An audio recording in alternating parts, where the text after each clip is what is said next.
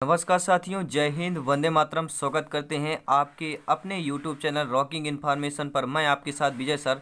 साथियों, यहाँ पर बात करेंगे 2020 के YouTube चैनल यानी कि अपडेट क्वेश्चन यहाँ पे लेकर आएंगे। ठीक है, यहाँ बात करेंगे रॉकिंग इन्फॉर्मेशन यानी रॉकिंग की तरह यहाँ पे बात करेंगे गणित का डर खत्म, यानी कि आज से गणित का डर खत्म। मान लीजिए शिक्षक भर्ती सभी परीक्षा के लिए पार्ट तीसरा है आपका। ठीक है, इसके पहले आपने नहीं देखा है तो आई बटन पे जाएंगे तो पार्ट फर्स्ट और सेकंड देख लीजिएगा। बात करेंगे पेडागॉजी और पूरा पूरा कंसेप्ट की बात करेंगे। जो आपका 30 क्वेश्चन आते हैं मैथमेटिक्स में, चाहे आपका दोस्तों प्राथमिक शिक्षक की बात की जाए, चाहे माध्यमिक शिक्षक की बात की जाए, चाहे उच्चतर माध्यमिक शिक्षक की बात की जाए, सभी के लिए गणित का डर खत्म होगा। क्योंकि शिक्षक भर्ती परीक्षा का नया अपडेट चैनल आ गया है, रॉकिंग इन्फॉर्मेशन यूट्यूब चैनल, जो अपडेट क्वेश्चन लाता है और करेंट क्वेश्चन लाता है। तो चलिए पेडागॉजी एवं पूरा कंसेप्ट यहाँ पे आइए बात करते हैं।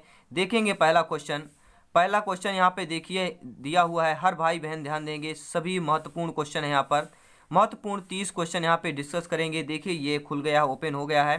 ठीक है, अब आपके सामने ओपन हो गया है। क्वेश्चन देखेंगे कि 90 और 100 के बीच कितनी अभाज्य संख्याएं हैं। अगर हमको निकालना हो कि 70, सॉरी यहाँ पे दिया है 70 दिया हुआ है, 70 और 100 के बीच कितनी अभाज्य संख्याएं हैं। चलिए देखते हैं तो 70 और 100 के बीच कितनी। देखिए यहाँ पर व्याख्या सहित हम आपके लिए लाते हैं। आंसर बता देने से कुछ नहीं होता, सबसे महत्वपूर्ण बात होती है समझने की, ठीक है, अनुभव की। तो यहाँ पर समझेंगे आप, पूरा वीडियो इंड तक जरूर देखिएगा। ठीक है, और इम्पोर्टेंट बात यह है कि यहाँ पर आपको PDF फाइल भी फ्री में नोट्स प्रोवाइड मिलेगी। वो आपको वीडियो के डिस्क्रिप्शन में आपको चाहे चैनल ज्वाइन कर सकते हैं टेलीग्राम का, या आप व्हाट्सएप ग्रुप ज्वाइन कर सकते हैं, सभी में आपको PDF फाइल मिलेगी। देखिए 70 और 100 के बीच जो अभाज्य संख्या होती कैसे निकालते हैं। देखिए 70 और 100 के बीच सिंपल जी है, 71, 73, 79, 83, 89, 97 आपकी अभाज्य संख्याएं होगी। अभाज्य संख्या वे संख्याएं कहलाती हैं जो स्वयं से कटें। ठीक है, जो स्वयं से कटें या वही संख्या से कटें। एक से और जो स्वयं से कटती हैं संख्या, वो संख्याएं अभाज्य संख्याएं कहलाती हैं। जो संख्या एक से और स्वयं से कटे वो आपकी अभाज्य संख्या कहलाती है। तो यहाँ पर देखेंगे 71, 73, 79, 83, 89, 97, ये आपके देखिए कुल टोटल अभाज्य संख्याएं कितनी हैं, तो 6 अभाज्य संख्याएं हैं। आपका क्वेश्चन यही तो पूछा था कि 70 और 100 के बीच कितनी अभाज्य संख्याएं हैं, तो आपकी 6 अभाज्य संख्याएं हो जाएंगी। अगला क्वेश्चन देखेंगे, सभी महत्वपूर्ण क्वेश्चन है ये तो, और ही इंपॉर्टेंट है कि निम्नलिखित में से कौन सा जो युग्म है अभाज्य संख्याओं का है। चलिए, राष्ट्रहित के नाम चैनल है, राष्ट्रहित के नाम क्वेश्चन है। सभी भाइयों को जय हिंद। ठीक है, क्वेश्चन देखेंगे कि कौन सा युग्म अभाज्य संख्या का है। तो अभाज्य संख्याओं का युग्म यहाँ पर आंसर आपका 70 और 19 है। कैसे हम पता लगाएंगे कि 17 और 19 होगा। देखिए पता लगाने के लिए आपको करना है, यहाँ 17 और 19 जो है ऐसा जोड़ा है जो अभाज्य संख्याओं का भी है, तथा इनका जो अंतर है 2 का है। ठीक है, जो आपके सभी देखिए सभी एग्जाम्पल में, सभी ऑप्शन में देखेंगे कितना है। इसमें देखिए 5 और 11 में 6 का अंतर है। इसमें देखेंगे 4 का अंतर है। इसमें देखेंगे 11 और 17, 11 कितना होता है, 11, 5, 17 होता है, 5 का अंतर है। इसमें 2 का अंतर है। ठीक है, तो देखिए अभाज्य और सम संख्याओं में भी आपका कितना है, 2 का अंतर होता है, सभी लोग जानते हैं। ठीक है, अभाज्य से दूसरी अभाज्य संख्या का अंतर 2 का होता है। ठीक है, होता है ना। तो यहाँ पर देखिए ये ट्रिक भी आता है, ये ध्यान रखिएगा, सब हर भाई बहन के लिए बता रहा हूँ। ये ट्रिक बहुत ही इंपॉर्टेंट है, याद रखिएगा। जो अभाज्य संख्या होती अधिकतर जो है 2 अंकों का क्या है, गैप होता है अभाज्य और भाज्य संख्याओं में। ठीक है, 2 का अंतर है, इसलिए आपका 17 और 19 इज द राइट आंसर होगा। अगला क्वेश्चन देखेंगे, सरल करना है। दिया है 1856 माइनस 3287 प्लस दिया है 5432 माइनस 679 दिया हुआ है। अब इनको क्या है, बहुत ही आसान तरीका, बहुत ही सरल कर सकते हैं। इसका तरीका यह है कि पहले प्लस को जोड़ लें फिर माइनस को अलग कर लें। ठीक है, जैसे यहाँ पर किया गया कि अभीष्टल सरल क्या होगा, पहले प्लस प्लस को अलग कर लें और माइनस माइनस को जोड़ लें, फिर दोनों को क्या माइनस कर दें, आपका क्या है आंसर आ जाएगा। नेक्स्ट क्वेश्चन यहाँ पे दिया है, देखिए पेडागॉजी से क्वेश्चन है कि एक गोष्ठी में भाग लेने वाले व्यक्ति देश के भिन्न भिन्न राज्यों से संबंध रखते हैं। ठीक है, एक गोष्ठी में जो है भाग लेने वाले व्यक्ति जो है देश के भिन्न भिन्न राज्यों से संबंध रखते हैं। अब देखिए इसका राइट आंसर क्या होगा। देखिए थोड़ा लॉजिकल क्वेश्चन है तो सभी लोग समझ जाइएगा। अब देखिए आपका ऑप्शन और सेकंड पढ़ेंगे पहले। ठीक है, एक गोष्ठी भाग में लेने वाले, एक गोष्ठी है, वहाँ पे भाग लेने वाले व्यक्ति जो देश के भिन्न भिन्न राज्यों के संबंध रखते हैं। कैसे? केरल, तमिलनाडु व कर्नाटक के कुल 460 व्यक्ति हैं। आधे क्या है? परा स्नातक व शेष स्नातक हैं। ठीक है, क्वेश्चन समझिएगा, बहुत ही इंपॉर्टेंट है, अपडेट क्वेश्चन है। ठीक है, नया क्वेश्चन है ये कि उत्तर प्रदेश, बिहार, मध्य प्रदेश व राजस्थान में कुल 540 व्यक्तियों में से केवल 88 व्यक्ति पर स्नातक हैं। ठीक है, जबकि शेष स्नातक हैं। अब यहाँ पे देखिए कि क्या किया गया, बहुत ही इंटरेस्टेड क्वेश्चन है, समझने वाली बात है। अब देखिए यहाँ पर आपको बताना है कि यदि सभी पर स्नातक महिलाएं नहीं हैं, तभी स्नातक के आधे पुरुष नहीं हैं, तो गोष्ठी के कुल महिला सदस्य होगी। चलिए इसका सोल्यूशन व्याख्या सही देखेंगे, तभी आपको समझ पे आएगा। ठीक है, क्वेश्चन का इसकी स्क्रीनशॉट ले लीजिएगा और मैथ्स के पहले कॉपी और पेन जरूर लेके बैठा करिए। ठीक है, क्लास के लिए बहुत ही मजा आने वाला है। देखिए, प्रश्नानुसार हम मानेंगे कि सभी राज्यों में जो परस्नातक और स्नातक सदस्य, परस्नातक 460 है और स्नातक आपका 540 है, टोटल आपके 1000 सदस्य हो गए। ठीक है, सभी राज्यों से, सभी राज्यों से परास्नातक सदस्य, ये तो परास्नातक सदस्य और आपके स्नातक दोनों हो गए। लेकिन बात करेंगे कि परास्नातक सभी राज्यों से, तो 230 और 88 टोटल आपका 318 हो गया। ठीक है, अब बात करेंगे अतः सभी राज्यों का स्नातक सदस्य। अब सभी राज्यों का स्नातक निकालना है। ठीक है, तो देखिए टोटल 318 आपके परास्नातक है सभी राज्यों का, और स्नातक दोनों मिलके 1000 है। तो 1000 में 318 को माइनस कर देंगे तो 682 आपको क्या आ जाएगा? स्नातक निकल के, स्नातक सदस्य जो हैं 682 आ गए। ठीक है, अतः कुल महिला सदस्य कैसे निकालेंगे? महिला सदस्य निकालेंगे 682 बटे 2 कर देंगे, बराबर 341 आ जाएगा। अब बात करें कि बटे 2 क्यों किए हैं, क्योंकि यहाँ पर लिखा हुआ है यदि सभी परास्नातक महिलाएं नहीं हैं तथा सभी स्नातक के आधे पुरुष नहीं हैं, तो गोष्ठी में कुल कितनी महिला सदस्य है? देखिए आधा का जिक्र कर दिया गया है, आधा का मतलब इसलिए बटे 2 किए हैं। ठीक है, तो राइट आंसर 341 हो जाएगा। तो हर भाई बहन को समझ में आ गया हो तो लाइक जरूर कर दीजिएगा। अगला प्रश्न देखेंगे कि एक शिक्षक कक्षा से एक ब्रैकेट आयत देता है पर 1/8 निरूपित करने के लिए कहता है, निम्नलिखित में से कौन सा निरूपण गलत है? 1/8 का मतलब है कि 8 हिस्सों में जो है एक हिस्सा आपका काला होगा या डिफरेंट होगा, कहीं ना कहीं कुछ होगा। 1/8 यानी एक आयत के 8 हिस्से हमें करना है, समझ गए हो ना? एक आयत हो उसके हिस्से कितने हो? 8 हो, यानी कि 1/8 है, 8 हिस्सा होना चाहिए। देखिए यहाँ पे कौन सा गलत है, आइए समझते हैं। देखिए जो पहला ऑप्शन है यहाँ पर गलत है। क्यों गलत है? देखिए यहाँ पे सभी समान 8 है, देखेंगे सभी समान है, 4 4 ये सभी समान है, सभी बराबर हैं। ठीक है, देखेंगे सभी बराबर हैं। ठीक है, क्योंकि 8 1/8 समान भागों में निरूपित किया जाता है। ठीक है, लेकिन यहाँ पर देखेंगे कोई छोटा है कोई बड़ा है, पहले ऐसे ऐसे कोई भी एक दूसरे का समान नहीं है। ठीक है, देखिए यहाँ पर समझते हैं कि 1/8 को निरूपित करने के लिए एक आकृति को 8 बराबर भागों में एक भाग को रंगना होगा। ठीक है, आकृति 2, 3 और 4 1/8 को सही तरीके से निरूपित करती हैं, परंतु आकृति इसे संतुष्ट नहीं करती। ठीक है, तो उत्तर आपका कौन सा सही होगा? आकृति आपको संतुष्ट नहीं करती तो उत्तर आपका गलत हो जाए, यानी कि अकॉर्डिंग टू क्वेश्चन आपका पहला जो है निरूपण गलत है। ठीक है, तो पहला निरूपण आपका गलत हो जाएगा, बाकी दूसरा, तीसरा, चौथा आपका सही हो जाएगा। ठीक है, यहाँ पर एक इंपॉर्टेंट बात बता दूं, आपको भी इमेज में नहीं लग रहा है, लेकिन ये वाला ब्रैकेट जो है काला है, ये आपका काला है और ये वाला है आपका एक हिस्सा काला है, तभी आपका 1/8 कर सकते हैं। लेकिन यहाँ पर देखेंगे कि यहाँ पर देखिए यहाँ पर भी एक थोड़ा सा काला है, लेकिन क्या है? निरूपित नहीं, गलत है। क्यों गलत है? क्योंकि आकृति संतुष्ट नहीं कर रहा है आपको। ठीक है, अगला प्रश्न देखेंगे।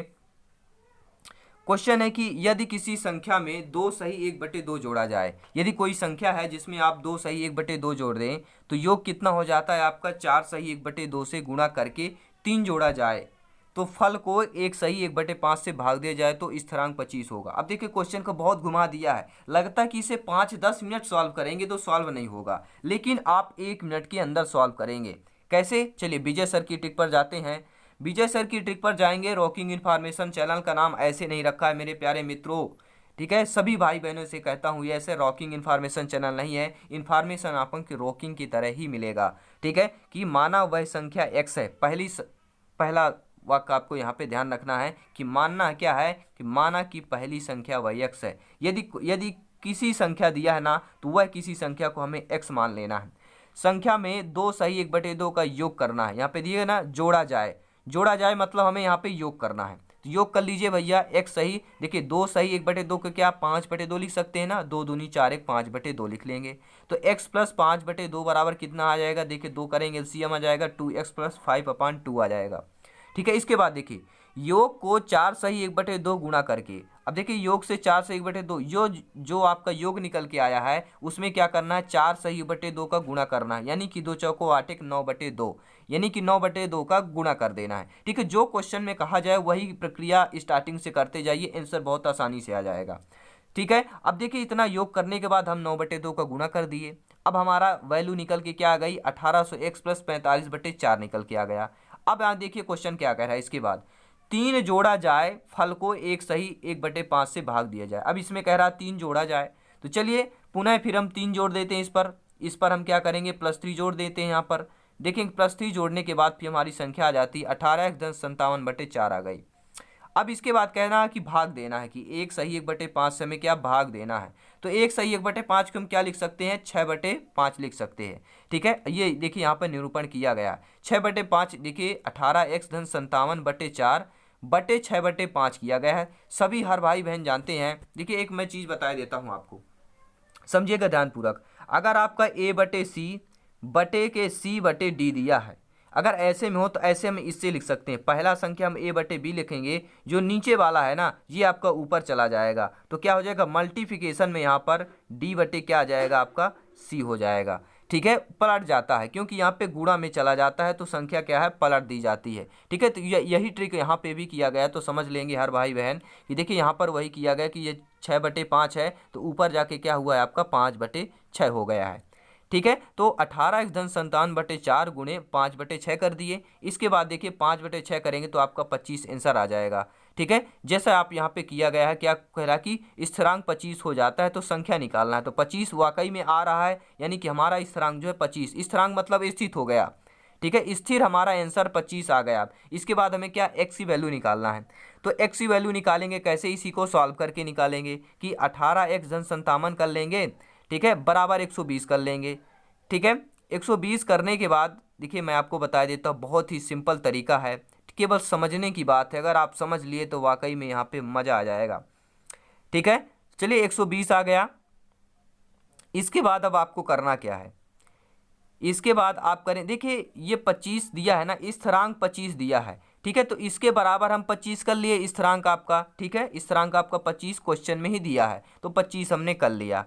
ठीक है, 25 करने के बाद इसको जब सॉल्व करेंगे तो आपका क्या आ जाएगा, 18x×57 बराबर 120 आ जाएगा। फिर इसके क्या x की वैल्यू हम ऐसे निकाल लेंगे 55 करके, इतना तो सिंपल है। 18x करेंगे 120 माइनस 57 करेंगे 63 आ जाएगा। तो x वर्ग क्या आ जाएगा 63/18 कर देंगे, यानी 7/2 कर देंगे। 7/2 को मिश्रित भिन्न में करेंगे तो 3 सही 1/2 आंसर आ जाएगा। तो हर भाई बहन को जिसको ना समझ में आए तो PDF फाइल जरूर मिल जाएगी आपको। ठीक है, लिंक डिस्क्रिप्शन में जाइए, टेलीग्राम चैनल ज्वाइन कीजिए और व्हाट्सएप ग्रुप ज्वाइन कर लीजिए, मज़ा आ जाएगा। क्योंकि यहाँ पे सिलेक्शन वाले वीडियो लेकर आते हैं। प्रैक्टिस और मेहनत करिए, वाकई में गणित से डर खत्म हो जाएगा। ठीक है, क्वेश्चन देखेंगे, सभी महत्वपूर्ण क्वेश्चन यहाँ पर आपके लिए सभी पार्ट में आएंगे। कि 5 अंकों की वह सबसे छोटी संख्या ज्ञात कीजिए जिसे 3, 5, 8, 12 से भाग देने पर 2 शेष बचता है। यानी कि 5 अंकों की वह सबसे बड़ी संख्या बताना है आपको जिसे 3, 5, 8, 12 से भाग देने पर 2 शेष बचे। चलिए देखते हैं। देखिए इस तरफ के अगर क्वेश्चन आ जाए ना तो आपको करना क्या है, 3, 5, 8, 12 का भाग देने कह रहा है तो लासा निकालना है। लासा मतलब होता है आपका LCM, लघुत्तम समापवर्तक निकाल लीजिएगा। अब देखिए 3, 5, 8, 12 का लघुत्तम निकालेंगे 120 आ जाएगा। अगर लघुत्तम निकालते नहीं बनता है तो उसका वीडियो मैंने बना रखा है, तो ऑलरेडी वहाँ पे देखिएगा, लघुत्तम निकाल लेंगे। ठीक है, अब देखिए लघुत्तम, देखिए एक बार मैं आपको निकाल के दिखाई देता हूँ कैसे निकाला जाता है। ठीक है, LCM मैं आपको इसमें क्योंकि पहला क्वेश्चन है, एक बार निकाल के आपको बता देता हूँ। आप बोलेंगे कि सर बताए नहीं हैं, तो एक बार समझा देता हूँ। देखिए सबसे पहले हमें 2 से काटना होता है, देखते हैं 2 से कौन संख्या कटती है। 5, 3, 5 नहीं कटेगी बिल्कुल, 8 तो कट जाएगा, 12 भी कट जाएगा। तो यहाँ पे क्या 2 छक्का 12 हो जाएगा। फिर 2 से काटेंगे, जब तक 2 से न कटे फिर 3 से काटेंगे, 4 से, 6 से, ऐसे काटा जाता है। ठीक है, 3, 5 कटेंगे नहीं, सेम लिख देंगे, 4 कट जाएगा, 2 2 3 6। फिर इसके बाद 2 से करेंगे तो 3, 5, 2 एक कम 2 और 3 बचेगा। इसके बाद क्या 3 से काटेंगे तो 1 और क्या 3 कट जाएगा, 1 5 बचेगा। फिर 3 के बाद क्या करेंगे 5 से काटेंगे, ठीक है। यहाँ पे 3 कर दीजिए, फिर इसके बाद 5 से काटेंगे, इतना आ जाएगा। अब इसका देखिए कल ये कितना आ रहा है, 5 3 15 दूनी 30 दूनी 60 दूनी 120 आ गया। देखिए एलसीएम आपका 120 आ गया। अब 5 अंकों की सबसे बड़ी संख्या क्या होती है, सभी लोग जानते हैं। 5 अंकों की जो सबसे बड़ी संख्या होती है क्या होती है, 99,999 होती है। अब करना क्या है, जो आपका एलसीएम आया है इसी में भाग दे देना है। किसका 120 का भाग दे दीजिए, भाग देंगे 833 आपका आएगा, 39 शेष बचेगा, ठीक है। क्वेश्चन क्या कह रहा भैया, क्वेश्चन तो यही कह रहा है। अब देखिए समझिए बात को कि जो 3 5 18 से विभाजित होने वाली 5 अंकों की सबसे बड़ी संख्या क्या है, 99,999 है। शेष कितना फल बचता है, 39 बचता है, उसको शेष फल को क्या माइनस कर लेंगे तो कितना आ जाएगा, 99,960 आ जाएगा। यानी अभी संख्या क्या आ जाएगी 99,960 प्लस 2 यानी कि 99,062 आ जाएगी। अब प्लस 2 हमने क्यों किया, आइए क्वेश्चन पे ध्यान देते हैं। क्वेश्चन में क्या कहा है कि जो भाग देने पर 2 शेष बचे, क्या कह रहा है कि इतने से अगर हमें क्या सबसे बड़ी जिसे भाग दें, अब इनसे क्या भाग देना है, पर देने पर 2 शेष बचे कह रहा है, ठीक है। लेकिन यहाँ पर 39 शेष बचा है तो 39 माइनस कर लेंगे और प्लस 2 शेष कह रहा है तो 2 यहाँ पे प्लस कर लेंगे तो 99962 आपका आंसर आ जाएगा। ना समझ में आओ तो बताइएगा, फिर नेक्स्ट वीडियो में और समझा देंगे और पीडीएफ फाइल आपको मिल जाएगी तो आसानी से आप समझ सकते हैं, ठीक है। यहाँ पर समझ लीजिए, पीडीएफ फाइल में आप अपने समझ लीजिएगा। नेक्स्ट क्वेश्चन की बात करेंगे। देखिए अगला क्वेश्चन है, क्रिकेट के 11 खिलाड़ियों की औसत दिया गया है। क्रिकेट से भी ये क्वेश्चन आ जाते हैं, औसत से रिलेटेड आपके क्वेश्चन आते हैं। देखिए हर भाई बहन से मैं कहता हूं, अभी ये देखिए क्वेश्चन बता रहे हैं, इसके बाद हम चैप्टर वाइज मैथ्स को पढ़ाएंगे। तो मैथ्स का डर वाकई में हम खत्म करने वाले आए हैं। केवल मैथ्स का डर जो डरते हैं ना भाई बहन, ठीक है ना, उनके लिए मैं ये वीडियो लेके आता हूँ। स्पेशली चैनल ही बनाया गया है रॉकिंग इन्फॉर्मेशन, ठीक है। तो मैथ्स का डर बिल्कुल खत्म हो जाएगा। क्वेश्चन देखते हैं, चैप्टर वाइज भी आगे मैथ्स लेकर आएंगे, परसेंटेज प्रतिशत, ठीक है, औसत से रिलेटेड, ब्याज से रिलेटेड, ठीक है, साधारण ब्याज, मिश्रित ब्याज, साधारण और मिश्र धन वाले जो क्वेश्चन आपके आते हैं। क्योंकि देखिए अब टीटी हो गया है, बहुत ही लेवल हाई हो गया है, कंपटीशन हाई हो गया है, ठीक है। चलिए राष्ट्र के हित के नाम का चैनल है तो लाइक और शेयर कर दीजिएगा। क्वेश्चन देखते हैं, क्रिकेट के 11 खिलाड़ियों की औसत आयु 23 वर्ष है। इनमें से 3 खिलाड़ियों के 3 समूह की औसत 21, 24 और 26 वर्ष है। यदि इन समूहों के में कप्तान सबसे कम आयु के खिलाड़ी की आयु सम्मिलित नहीं है, यानी कि कप्तान की जो आयु है उसको सम्मिलित नहीं किया गया है। कप्तान सबसे छोटे खिलाड़ी 8 वर्ष बड़ा है, यानी जो कप्तान है वो सबसे जो छोटा खिलाड़ी है उससे क्या है 8 वर्ष बड़ा है, कौन, कप्तान बड़ा है। तो कप्तान की आयु यहाँ पे बताना है। चलिए बहुत ही सिंपल तरीका है, देखिए क्वेश्चन स्क्रीनशॉट ले लीजिएगा, हो सके तो पेन और कागज में वीडियो पॉज करके क्वेश्चन पहले लिख लीजिए पेन में, क्योंकि यहाँ पर हम नेक्स्ट पीडीएफ फाइल है तो आगे करेंगे तो क्वेश्चन क्या ऊपर चला जाता है, ठीक है। अब देखिए व्याख्या देखेंगे, व्याख्या सहित यहाँ पे डिस्कशन लेके आते हैं ताकि आप लोग समझ सके, ठीक है। मैं चाहता हूँ आपको कितनी अच्छी तरह समझा सकूँ जो आप बिल्कुल डर खत्म हो। अब देखिए यहाँ पर देखिए कि माना सबसे छोटी जो खिलाड़ी है की उम्र क्या है, एक्स मान लेना है। सबसे छोटी खिलाड़ियों की उम्र एक्स मान लेना है। कप्तान की उम्र क्या है, सबसे छोटे खिलाड़ियों की 8 वर्ष बड़ा कप्तान है तो एक्स प्लस 8 वर्ष कर लेंगे। फिर शेष जो 9 खिलाड़ी बचते हैं उनकी देखिए उम्र दी गई है आपकी, ठीक है, क्वेश्चन में दी गई है 21 वर्ष। तीन क्रम से 3 खिलाड़ियों को दी गई थी, 3 खिलाड़ियों को 21, 3 खिलाड़ियों को 24 वर्ष और 3 खिलाड़ियों को 26 वर्ष। इन तीनों टोटल कर लेंगे तो आपका 213 वर्ष आ जाता है टोटल 9 खिलाड़ियों का। 9 खिलाड़ियों का वर्ष 213 वर्ष आ गया। 2 खिलाड़ियों का भी शेष है, कप्तान और सबसे छोटा खिलाड़ी, ठीक है। अब देखिए 9 खिलाड़ियों को 213 आपका आ गया। इसके बाद क्या है, सभी 11 खिलाड़ियों का औसत निकालना है। तो सभी 11 खिलाड़ी क्या हो जाएगा, 9 खिलाड़ियों का 213 हो गया। सबसे छोटे खिलाड़ी का हमने एक्स माना था और कप्तान का क्या हो जाएगा, एक्स प्लस 8 हो जाएगा, ठीक है। क्योंकि सबसे छोटे से 8 वर्ष बड़ा है कप्तान तो एक्स प्लस 8 कर देंगे तो कप्तान की आयु हो जाएगी। तो क्या है, अब टोटल कितने हो गए, 9 2 11 खिलाड़ी हो गए। ये आपका 9 हो गया, ये 1 हो गया खिलाड़ी, ये आपका कप्तान हो गया। टोटल कितने हो गए, 9 2 11 खिलाड़ी हो गए। तो 11 का भाग देंगे क्योंकि औसत की बात की गई है, ठीक है। खिलाड़ियों का औसत वर्ष दिया गया है, नीचे 11 खिलाड़ी हैं तो 11 का भाग दे देंगे। तो भाग दे देंगे तो अपना क्या आ जाएगा, देखिए भाग देने पर देखिए क्या संख्या आती है। भाग देंगे जैसे ही तो 2 से 21 प्लस 2x बटे 11 आ जाएगा, ठीक है।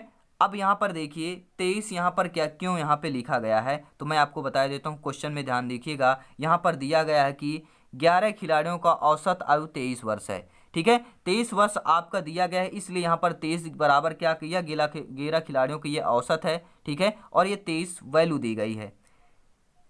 तो क्या करेंगे, इन दोनों का बराबर कर लेंगे। बराबर करेंगे तो देखिए एक्स बराबर क्या आ जाएगा, एक्स की वैल्यू निकाल लेंगे, 32/2 आ जाएगी। ठीक है, 32/2 आ जाएगी तो 2 से भाग करेंगे तो 16 आ जाएगा। तो एक्स की वैल्यू 16 आ गई, यानी सबसे छोटा जो खिलाड़ी है उसकी आयु 16 आ गई। सबसे छोटा खिलाड़ी से 8 वर्ष कप्तान बड़ा था। ठीक, कप्तान बड़ा था यानी 8 वर्ष बड़ा था, तो कप्तान की आयु कितनी हो गई, 16 8 कितना हो जाएगा, 24 वर्ष हो जाएगा। तो कप्तान की आयु कितनी हो गई, यानी विराट कोहली की आयु कितनी हो गई यहाँ पर।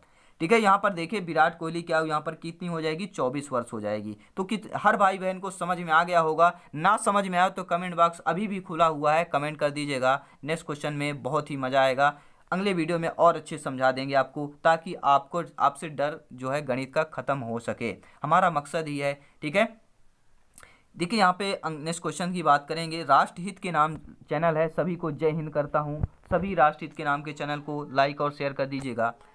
क्वेश्चन है कि 5 क्रमिक विषम संख्याओं का औसत 9 दिया है। देखिए बात की गई 5 क्रमिक विषम संख्या है और औसत आपका 9 दिया गया है, तो बीच की संख्या कौन सी होगी। ठीक है, यानी 5 क्रमिक विषम संख्याओं का औसत दे दिया गया है, औसत 9 दिया गया है और बीच की संख्या निकालना है, यानी तीसरी जो क्रमिक विषम संख्या है वो हमें बताना है। देखिए 1 2 3 4 5 विषम संख्याएं हैं, तो बीच की संख्या आपकी बीच वाली तीसरी कहलाएगी, तो तीसरी हमें निकालना है। ठीक है, जब इसे अवरोही क्रम में लिखा जाए, यानी अवरोही क्रम में जब लिखेंगे तब हमारी बीच की संख्या कौन सी होगी। चलिए आइए देखते हैं कैसे होगा सोल्यूशन इसका। माना कि क्रम में विषम संख्या मान लेना है, x, x+2, x+4, x+6, x+8। ठीक है, ऐसा मान लेना है, चाहे सम पूछा जाए चाहे विषम पूछा जाए, ऐसे ही माना जाता है। तो विषम में है तो चलिए x+2, 2 का अंतर होता है, सभी लोग जानते हैं सम विषम में, इसलिए x, x+2, x+4 ऐसे मान लेते हैं। 5 संख्याएं तो 5 संख्याएं क्रमशः यहाँ पर हमने मान लिया। इसके बाद करेंगे क्या, इन सभी संख्याओं का योग करेंगे और संख्याएं 5 है तो 5 का भाग कर देंगे, और बराबर आपका 9 दिया गया है, इन सभी पाँचों संख्याओं का औसत 9 दिया गया है तो 9 बराबर कर लेंगे। ठीक है, अब इनका जोड़ेंगे, ऊपर ऊपर का जोड़िए सभी लोग, तो कितना आ जाएगा, 5x धन क्या आ जाएगा, 20 आ जाएगा, बराबर 5 के गुणा 9 से हो जाएगा, उधर जाएगा उस पलाटी। ठीक है, 5 9 गुणे 5 तो 45 हो जाएगा, यानी 5x धन 20 बराबर 45 आ गया। 20 को फिर आप इधर ले आइए तो क्या -20 हो जाएगा। ठीक है, -20 हो जाएगा तो 5x बराबर कितना आ गया आपका, 25 आ गया।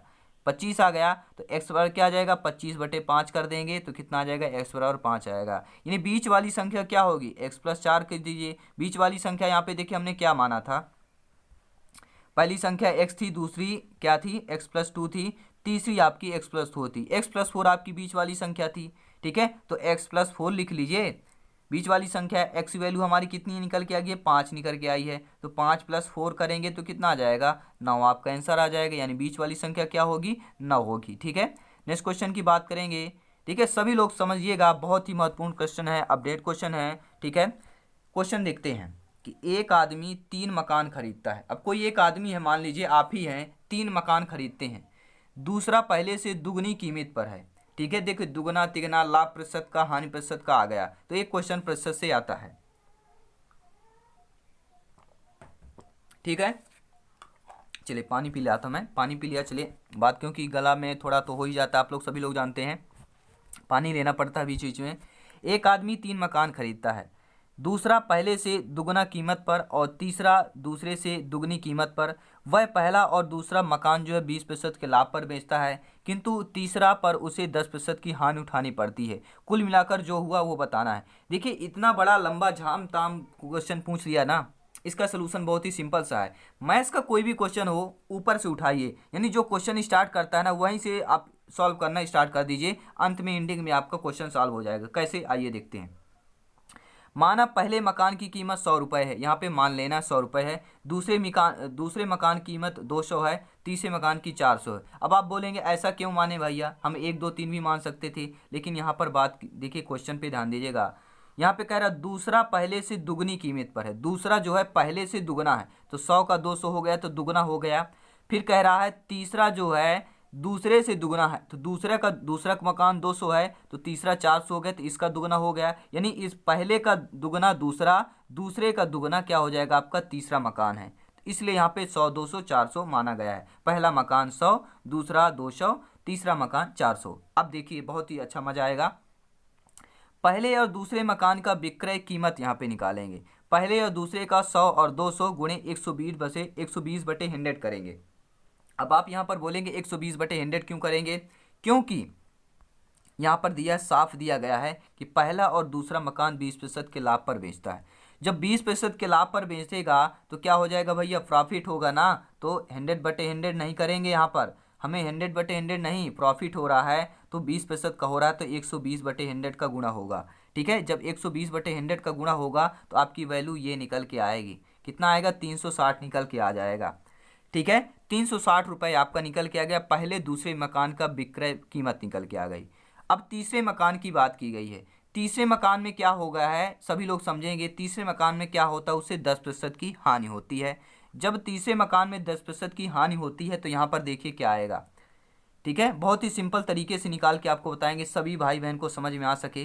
तीसरे मकान की कीमत 400 है, गुणे 90/100 करेंगे। 90/100 करेंगे क्योंकि यहाँ पे माइनस क्या है, हानि हो रही 10% की, इसलिए 90 कर रहे हैं। अगर यहाँ पे प्रॉफिट होता तो यहाँ पर ऊपर जितना प्रॉफिट होता है 100 प्लस कर लेते। ठीक है, जैसे हम यहाँ पर किए हैं। यहाँ पर करेंगे तो 360 इसका भी आ रहा है।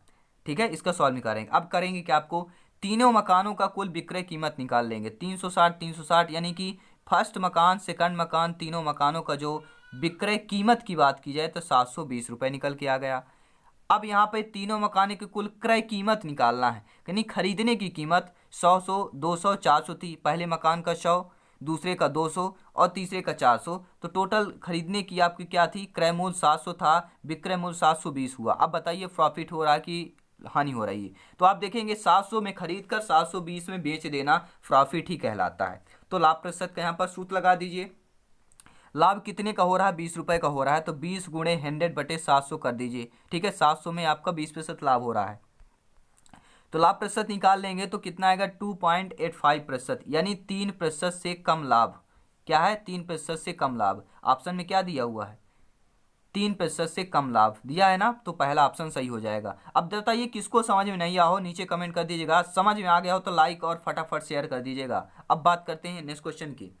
क्वेश्चन यहाँ पे देखिए, किसी मेज को 400 के स्थान पर 350 में बेचने से हानि प्रतिशत में 5% की वृद्धि हो जाती है, उस मेज का क्रय मूल्य निकालिए। अब देखिए क्वेश्चन समझिएगा, बहुत ही मजा आने वाला है।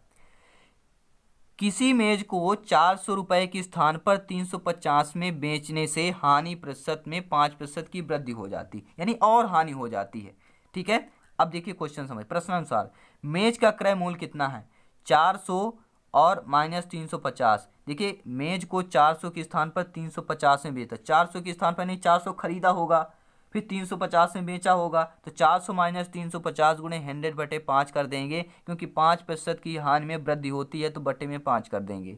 ठीक है, अब देखिए आंसर कितना आ गया, 50 गुणे 100/5 कर दीजिए, बराबर कितना, 1000 आ गया।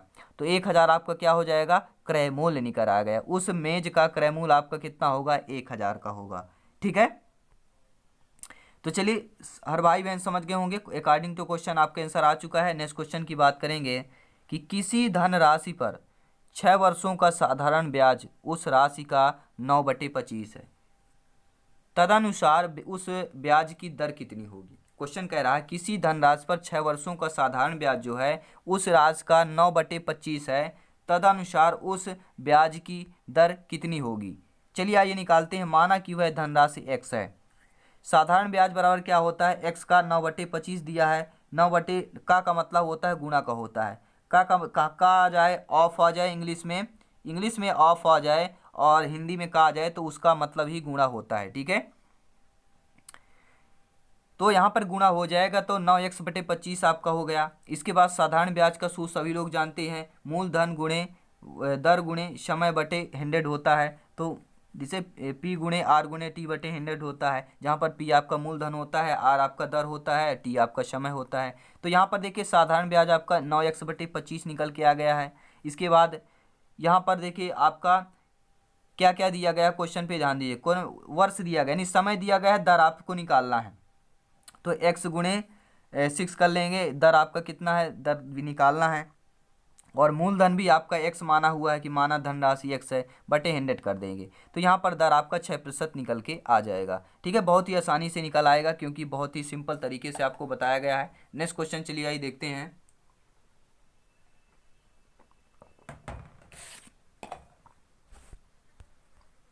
अगला क्वेश्चन है, कोई व्यक्ति 5,000 की राशि का कुछ भाग 4% और शेष भाग 5% वार्षिक की दर से साधारण ब्याज पर उधार देता है।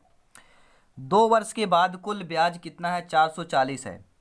उपरोक्त दरों में से प्रत्येक पर लगाई गई राशि ज्ञात करने के लिए 5,000 को निम्नलिखित अनुपात में बांटना चाहिए। देखिए सिंपल तरीका है, ऊपर से सॉल्व करेंगे। क्वेश्चन जहाँ से स्टार्ट होता है वहीं से हम आंसर या की व्याख्या या की डिस्कशन स्टार्ट करते हैं सॉल्व करना। तो चलिए सोल्यूशन देखते हैं कि माना राशि का कुछ भाग x है। यहाँ पे कोई व्यक्ति 5,000 की राशि का कुछ भाग मतलब तो वही भाग कुछ भाग आपका x मान लेना है। दूसरा भाग क्या कह रहा है, 5,000 की राशि का कुछ भाग 4% है, तो 5,000 में जो कुछ भाग है उसमें घटा लेंगे, दूसरा भाग निकल के आ जाएगा। ठीक है, अब बात करेंगे 4%, शेष भाग 5% वार्षिक दर से साधारण ब्याज पर उधार देता है। चूंकि यहाँ पे देखेंगे कि मूलधन x है, समय आपका कितना है, यहाँ पर देखिए कितना है 4%, कुछ भाग पर 4% और शेष भाग पर 5% की दर से साधारण ब्याज पर देता है। यहाँ पर देखिए समय 2 वर्ष है और आपका 4% दर है, 100 कर लेंगे, प्लस 500 माइनस x बटे 100 करेंगे। यहाँ पर देखिए समय 2 वर्ष ही है लेकिन ब्याज दर आपकी 5% है। ठीक है, तो 5 कर लेंगे। क्वेश्चन में आपको दिया गया पहले भाग पे 4 और दूसरे पे 5% की दर पर उधार देता है। ठीक है, 2 वर्षों के बाद यहाँ पे पूछा गया है 4 और 5 दर दिया गया है, तो समय आपका 2 वर्ष कर लेंगे। ठीक है, समय आपका सभी में 2 वर्ष है और आपका दर जो है इसमें 4 इसमें 5 कर लेंगे। ठीक है, इनको क्या है जोड़ लेंगे, आपको कितना आएगा सोल्यूशन 400 निकल के आ जाएगा।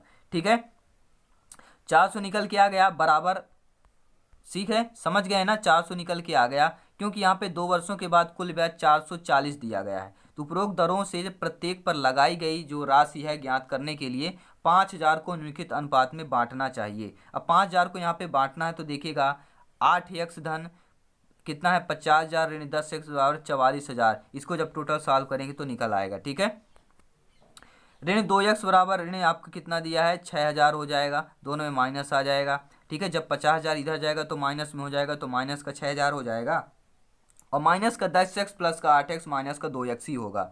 तो x बराबर क्या हो जाएगा, दोनों का माइनस हम काट सकते हैं। ठीक है, दोनों तरफ की जो माइनस है उसे हम काट सकते हैं क्योंकि दोनों तरफ है। तो x बराबर क्या हो जाएगा 6,000 में बटे 2 कर देंगे, ये 2 इधर आ गया तो वैल्यू आपकी 3,000 निकल के आ गई। तो अभीष्ट अनुपात क्या हो जाएगा, x बटे क्या कर लेंगे 5,000 माइनस x कर लेंगे, x की वैल्यू आपकी 3,000 निकल के आ गई है। अब क्या है x की वैल्यू आपको रख देना है 3/2 यानी कि 3:2 आपका आंसर आ जाएगा। ठीक है, समझ में आ गया होगा। चलिए नेक्स्ट क्वेश्चन की बात करेंगे। अब बात आती है शिक्षण शास्त्र की, जो कुछ आपके क्वेश्चन शिक्षण शास्त्र के भी डिस्कस कर लेते हैं। क्वेश्चन दिया है कि निम्नलिखित में से कौन सा कथन असत्य है। ठीक है, तो कौन सा कथन असत्य है, देखिए जो पहला ऑप्शन दिया है कि दिए गए एक बिंदु से सिर्फ एक सीधी रेखा खींची जा सकती है, ये गलत है। अगर मान लीजिए कोई एक बिंदु है, क्या एक ही सीधा रेखा खींची जा सकती है, ऐसी भी खींची जा सकती है, ऐसी भी। ठीक है, तो कई रेखाएं ऐसी खींची जा सकती हैं, ये देखिए कई रेखाएं सीधी खींची जा सकती हैं एक बिंदु से, तो ये आपका गलत हो जाएगा, तो पहला ऑप्शन आपका गलत हो जाएगा। ठीक है, क्योंकि देखिए यहाँ पर हम जानते हैं कि बिंदु के अनंत सीधी रेखाएं खींची जा सकती है, अतः कथन आपका सत्य है। बाकी जो दूसरा तीसरा दिया सत्य है, जैसे आपका चौथा दिया है एक रेखाखंड से कोई भी इच्छित लंबाई खींची जा सकती है, बिल्कुल सही बात है, रेखाखंड है तो कोई इच्छित लंबाई खींच सकते हैं। और दूसरा कि 2 सीधी रेखाएं सिर्फ एक बिंदु पर काट सकती हैं, वो कौन सी बिंदु होती है, ये सीधी रेखा जा रही है, ये सीधी रेखा जा रही है, केवल यहीं पर काटेगी, बाकी अदर तो मिलेगी नहीं, क्योंकि ये लेफ्ट जा रही है राइट जा रही है। ठीक है, तो कहाँ मिलने वाली है। पर दूसरा कह रहा है कि दिए गए बिंदुओं से यह संभावना है कि एक और सिर्फ एक सीधी रेखा खींची जा सकती है, यानी 2 बिंदु अगर दिए हों, अगर ये 2 बिंदु दिए हैं तो फिर ये एक ही रेखा खींची जा सकती है, क्योंकि इन दोनों बिंदुओं को मिलाने पर ही रेखा, इसके बाद दूसरी रेखा अगर खींचेंगे तो दोनों बिंदु क्या है नहीं मिलेंगे। ठीक है, दोनों बिंदु नहीं मिलेंगे तो यहाँ पर सीधी रेखा नहीं कहलाएगी, क्योंकि 2 बिंदुओं की संभावना, 2 बिंदुओं को मिलाना है तो वो एक ही रेखा हो सकती है। नेक्स्ट क्वेश्चन है यहाँ पर कक्षा 4 में बिंदु और रेखा पर ज्यामितीय पाठ के लिए आकलन जो निर्देश क्या होने चाहिए। क्या है, कक्षा 4 की बात की गई है। बिंदु रेखा पर ज्यामितीय पाठ के लिए आकलन के निर्देश क्या क्या होने चाहिए। तो यहाँ पर देखेंगे क्या क्या होना चाहिए। रेखा किरण और रेखाखंड में अंतर कर सकता है और उन्हें परिभाषित कर सकता है। ठीक है, रेखा किरण और रेखाखंड में अंतर कर सकता है, उन्हें परिभाषित कर सकता है। क्योंकि शिक्षण की अवधारणा है कि कक्षा 4 में बिंदु और रेखा पर ज्यामितीय पाठ का अध्ययन करने से विद्यार्थी रेखा तथा किरण में तथा किरण रेखा में तथा रेखाखंड व रेखाखंड रेखा में अंतर स्पष्ट कर सकता है तथा रेखा व किरण और रेखाखंड में परिभाषित कर सकता है। ठीक है, तो आप सभी लोग समझ गए होंगे। नेक्स्ट क्वेश्चन की बात करते हैं। किसी त्रिभुज की माध्यिकाएं एक दूसरे को किस अनुपात में निरूपित करते हैं। मान लीजिए ये आपका त्रिभुज है। ठीक है, इस त्रिभुज की जो माध्यिकाएं हैं जो एक दूसरे के किस अनुपात में निरूपित करते हैं, तो 2:1 में निरूपित करते हैं जो माध्यिकाएं होती। क्यों करते हैं? क्योंकि किसी भी त्रिभुज की माध्यिका एक दूसरे को 2:1 में बांटती है। दोस्तों नेक्स्ट क्वेश्चन की बात कर लेते हैं। अगला प्रश्न आपका है कि किसी त्रिभुज के तीनों कोण 3x degree, 2x minus 7 degree और 4x माइनस 11 डिग्री है, तो x का मान क्या होगा। यानी 3x डिग्री, 2x ऋण 7 डिग्री और 4x ऋण 11 डिग्री है, तो x का मान निकालना। आइए सोल्यूशन देखते हैं। सोल्यूशन बहुत ही सिंपल है। प्रश्नानुसार मान लेना, चूंकि त्रिभुज के तीनों अंतः कोणों का योग 180 अंश होता है, सभी लोग जानते हैं। ठीक है, तीनों का। अब क्या करेंगे, तीनों का अंतः कोण पूछा गया तो क्या करेंगे, यहाँ पे जो तीनों कोण हैं आपस में क्या कर देंगे, जोड़ देंगे। तो 3x करेंगे। ठीक है, फिर आप करेंगे 2x ऋण 7 करेंगे, 4x ऋण 11 करेंगे। ठीक है, जब आप इनका करेंगे तो 3 ऋण 2 मल्टीप्लाई 180 आ जाएगा। यानी कि टोटल कितना आ जाएगा आपका, तीनों अंतः कोणों का है कि तीनों, चूंकि तीनों त्रिभुज के सभी अंतः कोण कितने होते हैं, 180 अंश होते हैं। ठीक है, ये आपका ट्रिक है। अंतः कोणों को निकालने के लिए क्या होता है, n-2 मल्टीप्लाई 100। अगर किसी भी त्रिभुज के अंतः कोणों का योग निकालना हो तो n-2 मल्टीप्लाई 100 कर दीजिए। ये आपका ट्रिक है। तो कितने त्रिभुज हैं, देखिए यहाँ पे त्रिभुज में कितनी भुजाएं होती है, 3 भुजाएं होती है।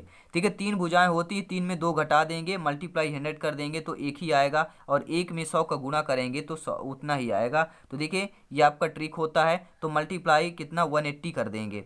तो यानी कि n-2 मल्टीप्लाई 180 होता है। ठीक है, समझ गए होंगे। ये ट्रिक याद रखिएगा, n-2 मल्टीप्लाई 180 यानी कि 180 अंश होता है। ठीक है, तो यहाँ पर देखेंगे 180 अंश निकल के आ गया। इसको क्या करेंगे, तीनों को जोड़ देंगे, 180 के बराबर कर देंगे, तो 9x ऋण 18 बराबर 180 निकल के आ जाएगा। 9x बराबर 198 निकल के आ जाएगा। x बराबर 198/9 करेंगे तो 22 डिग्री आपका आंसर आ जाएगा। ठीक है, नेक्स्ट क्वेश्चन की बात करते हैं। अगला प्रश्न है, किसी राज्य में आबादी का घनत्व है 839 व्यक्ति प्रति वर्ग मील। क्या दिया है, मान लिया किसी भी राज्य में आबादी का घनत्व दे दिया गया, 839 व्यक्ति प्रति वर्ग मील दे दिया गया। फिर इसको प्रति वर्ग में व्यक्त करें। इसको क्या है, प्रति व्यक्ति वर्ग किलोमीटर, मील में दिया है, हमें व्यक्त करना है वर्ग किलोमीटर में। जबकि 1 वर्ग मील बराबर कितना होता है, 2.59 वर्ग किलोमीटर होता है। यानी 1 मील की वैल्यू भी दे दी गई कि कितने वर्ग किलोमीटर के बराबर होता है। तो सिंपल सा फंडा है, बहुत ही आसान तरीका है। आइए सब सॉल्व करते हैं कि प्रश्नानुसार 1 वर्ग मील बराबर 2.59 वर्ग किलोमीटर होता है, आपके क्वेश्चन में दिया गया है। तो देखिए यहाँ पर जैसे 259 वर्ग किलोमीटर बराबर क्या निकल के आएगा, 839 व्यक्ति निकल आएगा, क्योंकि घनत्व कितना दिया गया है आपके क्वेश्चन में, 839 दिया गया है। ठीक है, देखेंगे आप क्वेश्चन में। ठीक है, किसी राज्य में आबादी घनत्व 839 व्यक्ति प्रति वर्ग दिया गया है। तो देखिए वर्ग में किलोमीटर में निकाल लिया हमने, 839 है तो 1 की वैल्यू निकाल लेंगे। तो 1 की वैल्यू निकालेंगे तो 839/259 हो जाएगी, यानी कि हमारी वैल्यू निकल के आएगी इतनी।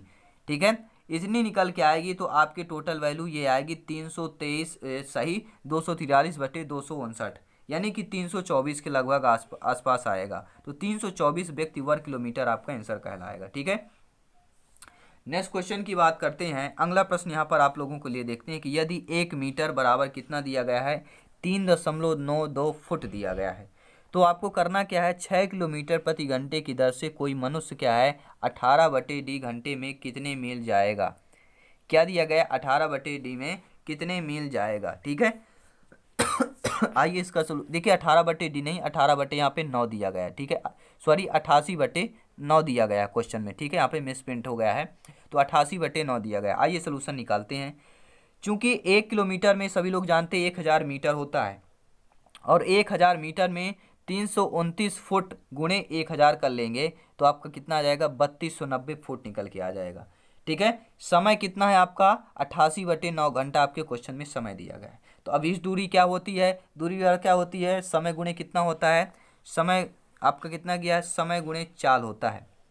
सभी लोग जानते हैं दूरी बराबर क्या होता है, समय गुणे चाल हो जाएगा। समय आपका 88/9 दिया है, चाल आपका 6 दिया गया है। ठीक है, तो 6 गुणे 3290 गुणे 88/9 कर लेंगे, बराबर फुट में आपका आंसर आ जाएगा। ठीक है, यहाँ पर देखिए टोटल सोल्यूशन करेंगे आप, तो क्या फुट में है, लेकिन मील में निकालना है तो फिर आपको क्या ये सोल्यूशन निकल के आएगा।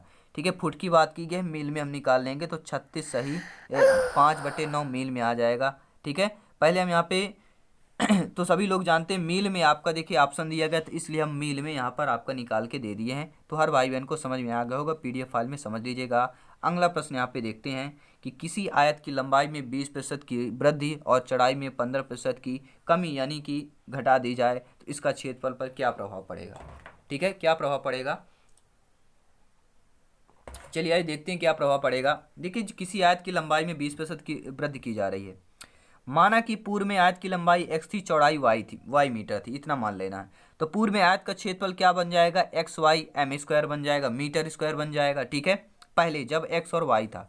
वृद्धि के बाद आयत क्रम से क्या हो जाएगा, वृद्धि क्या होती है, 20% क्या हो, चौड़ाई में वृद्धि होती है। तो x + x गुणे 20/100 कर लेंगे, यानी कि 6s/5 मीटर आ गया वृद्धि पर। ठीक है, इसके बाद क्या होता है, कमी होती है। ठीक है, 20% के बाद 15% की लंबाई में कमी होती है। ठीक है, किस में कमी होती है, आइए क्वेश्चन पे देखते हैं। क्वेश्चन कह रहा है कि लंबाई में 20% की वृद्धि होती है, चौड़ाई में कमी होती है। ठीक है, यानी कि लंबाई में आपकी 20% की वृद्धि होती है, यानी कि टोटल कितना आ गया, 6x/5 मीटर आ गया। ठीक है, लंबाई की बात। चौड़ाई में क्या होता है, 15 घटता है, तो y माइनस क्या कर लेंगे, y गुणे पहला आपकी चौड़ाई y थी, सेकंड चौड़ाई में घटा लेंगे, y गुणे 15/100 कर लेंगे, तो आपका 17y/20 निकल के आ जाएगा। ठीक है, 20 निकल के आ जाएगा ना। इसके बाद करेंगे क्या, क्षेत्रफल निकालेंगे। सभी लोग जानते हैं कि ये क्षेत्रफल क्या होता है। क्षेत्रफल का क्या होता है, सभी लोग जानते हैं कि किसी आयत का जब क्षेत्रफल निकाला जाता है तो लंबाई गुणे चौड़ाई होता है। यहाँ पर क्या है कि दोनों को जो निकल के आया है, इन दोनों का आपस में, ये लंबाई है ये चौड़ाई है, दोनों का गुणा कर लेंगे, 102xy/100 आ गया। तो क्षेत्रफल में जो प्रतिशत में वृद्धि होती है उसको निकालेंगे कैसे, 102/100 xy ऋण xy मल्टीप्लाई 100/xy कर लेंगे, बराबर 2% निकल के आ जाएगा। ठीक है, पहला जो ये वृद्धि हुई है -xy कर लेंगे सिंपल में, अब मल्टीप्लाई 100/xy कर देंगे, तो आपका 2% जो वृद्धि हुआ है वो निकल के आ जाएगा। तो समझ में आ गया हो तो लाइक कर दीजिएगा। अगला प्रश्न देखते हैं। सभी महत्वपूर्ण प्रश्न है, सभी नए प्रश्न है। ठीक है, सभी अपडेट क्वेश्चन है यहाँ पर कि प्राथमिक स्तर पर 10 ग्राम बिंदु के खेल, प्रतिरूप इत्यादि का प्रयोग विद्यार्थी की सहायता से करते हैं। यानी कि प्राथमिक स्तर में जो 10 ग्राम बिंदु के खेल होते हैं, प्रतिरूप होते हैं, इत्यादि का प्रयोग है विद्यार्थियों की सहायता से करते हैं। तो ये कौन हो जाएगा, स्थानिक समझ की योग्यता में वृद्धि के लिए करते हैं। क्या करते हैं, स्थानिक समझ में योग्यता की वृद्धि के लिए इसका उपयोग या प्रयोग करते हैं।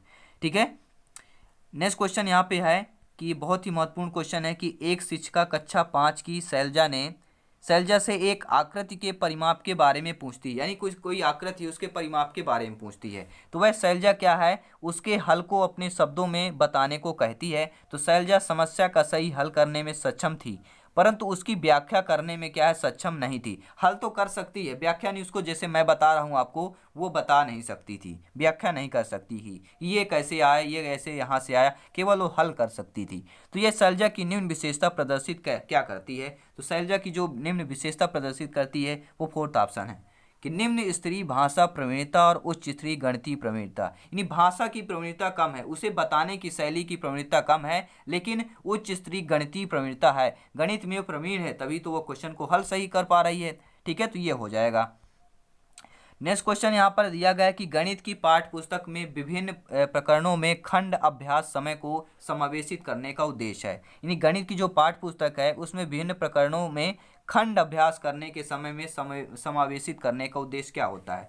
तो यहाँ पर देखेंगे चौथा ऑप्शन विस्तृत अध्ययन अधिगम अवसर प्रदान करना, यानी गणित की पाठ्यपुस्तक में विभिन्न प्रकरणों में खंड अभ्यास समय को समावेशित करना उद्देश्य क्या कहलाता है, विस्तृत अधिगम अवसर को प्रदान करना। तो हर भाई बहन यहाँ पे कमेंट कर देंगे, सभी लोग जय हिंद कर देंगे। राष्ट्र के नाम चैनल है, ठीक है, हिंदुस्तान के नाम में चैनल है, तो चैनल को लाइक और शेयर कर दीजिएगा। अभी तक आपने चैनल को ज्वाइन नहीं किया हो तो ये गलती मत कीजिएगा, चैनल को अभी ज्वाइन कीजिए और बेल आइकन प्रेस कर दीजिएगा, क्योंकि आगे जो आने वाले वीडियो हैं बहुत ही महत्वपूर्ण होंगे, टॉपिक से रिलेटेड होंगे, ठीक है, सिलेबस के अकॉर्डिंग होंगे, नए अपडेट क्वेश्चन होंगे, ठीक है। बहुत ही, अभी तो ये शुरुआत है, आगे बहुत ही आपको वीडियो और इम्पोर्टेंट आने वाले हैं, ठीक है, क्योंकि अभी तक 1-2 महीने पेपर किसी के नहीं होने वाले, तो बहुत ही अच्छा समय आपके लिए मिल गया है तैयारी करने के लिए, 120 प्लस का स्कोर क्रॉस करने के लिए, यानी पास करने के लिए। यानी कि वैदिक गणित क्वेश्चन में आते हैं। वैदिक गणित आकल जो है विशेष रूप से प्राथमिक विद्यालय के बच्चों में बहुत लोकप्रिय होता जा रहा है। वैदिक गणित जो आकलन है उसका विशेष रूप से प्राथमिक विद्यालय में बच्चे में बहुत लोकप्रिय होता जा रहा है। इसका प्रयोग निम्नलिखित में से किसके विकास या संवर्धन में होता है? किसके विकास संवर्धन में होता है? गणित में गणना के कौशल तथा गति के विकास में संबंधित वर्णन होता है, क्योंकि वैदिक गणित का प्रयोग गणित में गणना और कौशल तथा गति के विकास में सहायक होता है। नेक्स्ट क्वेश्चन दिया गया है कि आकांक्षा गणित की अच्छी अध्यापिका बनना चाहती है। अगर आप में से कोई आकांक्षा हो तो ये समझ लीजिएगा आप ही के लिए है। आप एक गणित की अच्छी अध्यापिका बनना चाहती हैं तो गणित की अच्छी अध्यापिका के लिए आवश्यक है कि उनके पास, अब सोचिए आपको अगर अच्छा अध्यापिका बनना है गणित की तो आपके पास क्या होना आवश्यक है? तो आपके पास जो होना आवश्यक है, गणितीय विषय वस्तु को वास्तविक जीवन से जोड़ने के लिए अवधारणात्मक ज्ञान, समझ और योग्यता होनी चाहिए। इन 3-4 चीज़ों को होना चाहिए तो पॉसिबल है आपके लिए, ठीक है।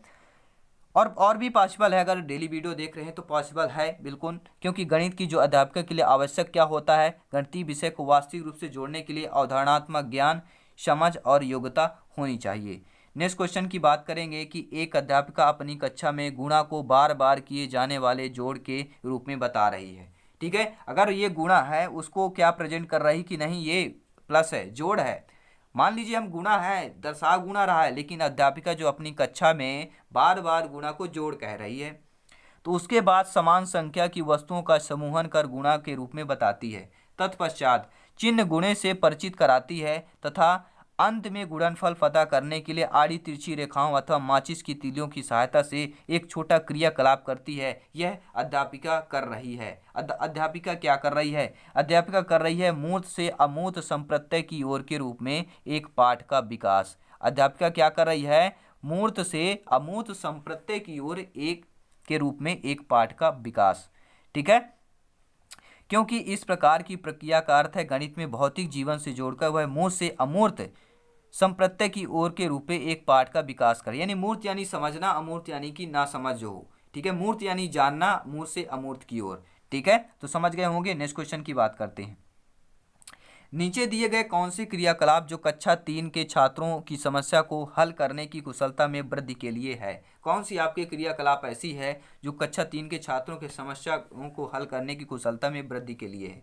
चलिए आइए ऑप्शन देखते हैं। ऑप्शन में देखिएगा, मैं आपको बता दूं, जो सेकंड ऑप्शन देखिएगा सभी लोग देखिए कि कोई सामूहिक योजना प्राथमिक कक्षाओं के छात्रों को समान रूप से 4 सदनों स्कूली की सदन प्रणाली के अनुसार किस प्रकार विभाजित किए जाए ताकि हर सदन में खेल, कला, सांस्कृतिक और शैक्षिक क्रियाकलाप के प्रभावशाली छात्र हो, ठीक है। तो ये चीज़ों के लिए वृद्धि होना आवश्यक है, क्योंकि कोई सामूहिक परियोजना प्राथमिक कक्षाओं के छात्रों के समान रूप से जो 4 सदन होते हैं स्कूलों की सदन प्रणाली के अनुसार की प्रकार की परिभाषित किए जाएं, जैसे खेल, कला, सांस्कृतिक और शैक्षिक क्रियाकलाप, ठीक है। ये आपके 4 सदन होते हैं, ये भी जान लीजिएगा। स्कूलों की सदन प्रणाली कौन से हैं? 4, खेल है, कला है, सांस्कृतिक है और शैक्षिक क्रियाकलाप है। तो ये भी इंपॉर्टेंट क्वेश्चन है, तो प्रतिभाशाली छात्र हों, ठीक है।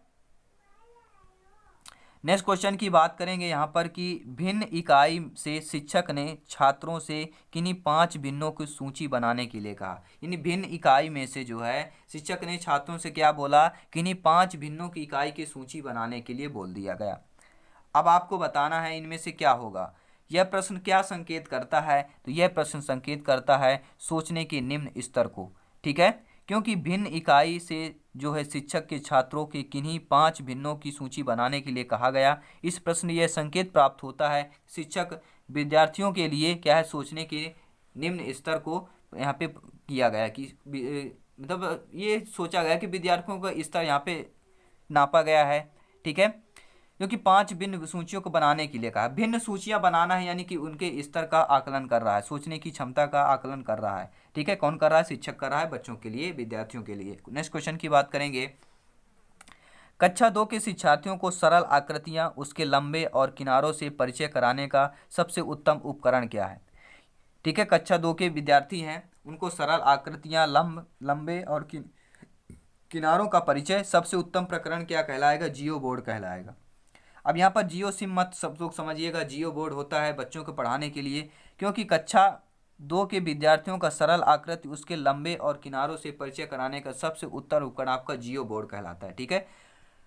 चलिए, जो आज के वीडियो का लास्ट क्वेश्चन है, ठीक है, नेक्स्ट कल फिर ले आएंगे इसी तरह बेहतरीन, इससे बेहतरीन क्वेश्चन आएंगे। राष्ट्रीय पाठ्यक्रम की रूपरेखा 2005 पर बल देती है। जो आपकी राष्ट्रीय एनसीएफ 2005 है, ठीक है, एनसीएफ आपका जो 2005 है वह किस पर बल देता है ज़्यादातर? अब ऑप्शन पढ़ेंगे तो पता चल जाएगा। तो ऑप्शन पढ़ेंगे कि गणित में सफलता प्रत्येक बच्चे के लिए आवश्यक है। किस पर जोर देती है एनसीएफ 2005? कि गणित में सफलता के लिए प्रत्येक बच्चे के लिए आवश्यक है, क्योंकि सफलता प्रत्येक बच्चे के लिए आवश्यक पर बल देती है राष्ट्रीय पाठ्यचर्या रूपरेखा 2005।